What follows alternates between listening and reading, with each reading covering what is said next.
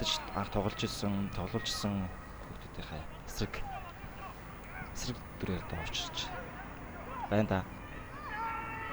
За талбайн төвд алдаа гарсан юм. Ашигтай довтлогоо гэж шүүгч тоглолтыг үргэлжлүүлж байгаа. Баты шиг 2 тоглогчийг дарсан алдаа болсон. За бөмбөгийн ард Дүлгөөн Батмөн Ууган Бат 3 ирсэн. Эндээс Дүлгөөн цогох юм болоо да. За тийм байна. Хонь үлдээсэн. Дүлгөөн алдар цогсон. Үнэхээр гоё цогцолтойсэн. Харамсалтай нь бөмбөг бол баг зэрэг алны алнаас зайтай өнгөрлөө. За бөмбөний эргэлт, бөмбөний хүч. За яг л хаалгачин их тал руу явж исэн бөмбөг байна да. За дэргийн довтлогоо Батын шиг солгоод руу шууд хаал руу цогсон. Маш хүчтэй цогцолтыг хааж байна хүслэн. Сайн бөмбөг бол тэгээд хурцэнцгөөс байсан учраас хичнээн хүчтэй байлаа ч гэсэн гол ороход магадлал бага байлаа л та. За яг нэлийн хурцэнцгөөс төгсөн юм байна. Хүслэн бол бөмбөгийг хаасан. Эрхэн баяр бөмбөгийг олдууллаа. Инх хөргөл. За урд бол хамгаалагчид өндөр тоглогчд буцааг байгаа. Тэгэхээр шууд дамжуулт хийгээд өгсөн. Марсело Жуниор мөргсөн. Марсело Жуниор тоглолтын тооны харьцааг нээлттэй болгож байна. Тэр нь ч оновчтой боллоо. За тийм. Яг энэ чинээс харж байгаа дамжуулт өгсөн. Марсело Жуниор урд ганцаараа байсан. Дүлгөөн хичнээн ард байсан ч гэсэн Марсело Жуниор бол хаалга мөргөд голдчихлоо. Орлоо тоглогч их байгаад байгаа. Цэнгэлээс төлөөс яг болгоны цогцлон дээр бол дэрэнгээс арай өөр хөлбөрлөх явах болов гэж харж байна. Бат шиг хөндлөн дамжуулалт хойш нь тазаа хаал руу мөргсөн.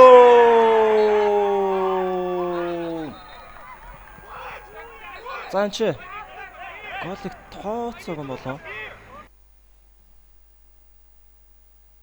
За энэ чи бөмбөг нүүрний шугамар гарцсан байсан л гэж үзэж байгаа юм байна л да. Яг энэ чинь хөндлөн дамжуулалт өгөөд за яг энэ үед бол нүүрний шугамар гарцсан байсан гэж шүүгч үзэж байгаа юм байна. Дахиад болгоны цогцолт гүйцэтгэр болсон юм байна. За голыг бол тооцсонгүй.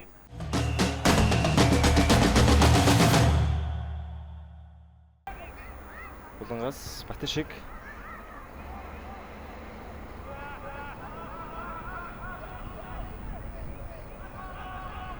Ууган Бат шууд халуун цогсон. Ууган Батын цогцолт ямар эвгүй цогцолт орж ирвэ. Тогтоолгүй шууд цогсон.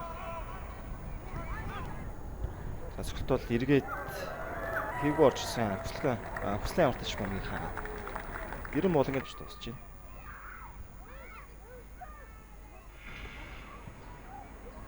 Үндэсний шгшээгийн хамгаалагч хичүүлээ. Түмэн жаргал баруун зүгт уралдуулсан хаалга цогх боломжтой. За гарсан доогуур уучлаа. Сүлдэртэн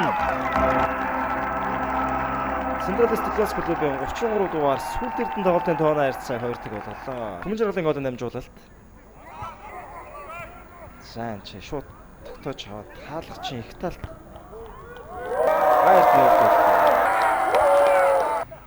за Марсело Жуниор өндөр хамгаалалт тоглоо аль аль нь хэрэгтэй байна да. Дамжуул давар орж ирсэн хаалгар гуйцсан дагуулад хаалгууд нэмээд мөргсөн шиг тавай Хиромас хаалгаа онж мөргсөнгүү дээ. Сая Батишгийн цогцолт бол дагуулад үнэхээр гоё гуйцсан. За яг энэ чи. За тэгээд хаасан бөмбөгийг хүслэнгийн хаасан бөмбөгийг Хиромас мөргсөн мод. Дамжуулт Булан цогцолтоос мөргсөн хаалганы хөдөлгөөс ойгоор дарсан нэмсэн бөмбөг хаалга онж чадсангүй. Хиромас 2 ч удаа ойж гарч ирсэн бөмбөгийг нэмлээ ш. Тэгээд харамсалт нь хаалга онж чаддгүй дээ. За энэ ч бас дүлгөөний мөргөлт үнэхээр гоё мөргөлт байсан. Хаалганы хөдөлгөөс ойгоод гараад ирсэн бөмбөгийг Хиромас нэмсэн. Хаалга онсонгүй. Чулуун дамжуулалт баруун зүгт Батмөн бөмбөгийг хүлээж аваад Бат шиг за яг л хойно явж байгааг мэдрээд өгсөн дөө. Өсгөрөөд үе. Буцаагаад Бат шиг сүлдэртнийг хураад 2 тоглогч 3 тоглогчийн голоос гараад ирлээ. Торуулын цогцол заасан. За Бат шигийн идэвхтэй тоглолт багтаад торуулын цогцолт аваад ирлээ. Сая бол 2 тоглогчийн голоос гараад ирсэн тэгээд бол бас энэ сайн болж чадаагүй. Тэгээ араас нь отхон цагаан хөл тавиад алдаа гаргачихжээ. Бат шиг торуулын цогцолтын амтаа харцгаая. Цогцолтыг Батмөн гүйцэтгэн Түүний эсрэг бол хүслэн зогсож байгаа. Централист клуб яалагч.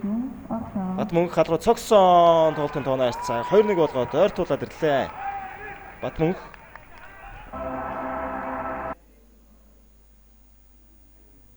за яг хүслэнгийн өсөрсөн талын эсрэг талын зохиог олдчихлоо.